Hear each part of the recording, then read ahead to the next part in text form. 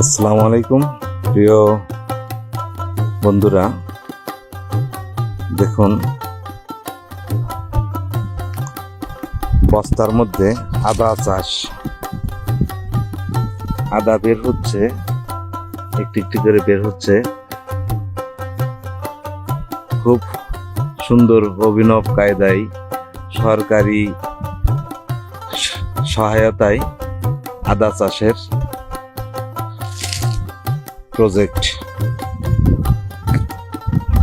কি সুন্দর সারিবদ্ধভাবে আদা চাষ করা হচ্ছে। বড় হলে দেখাতে পারতাম, মাত্র আদার কুশি বের হচ্ছে। বস্তায় আদা চাষ প্রদর্শনী।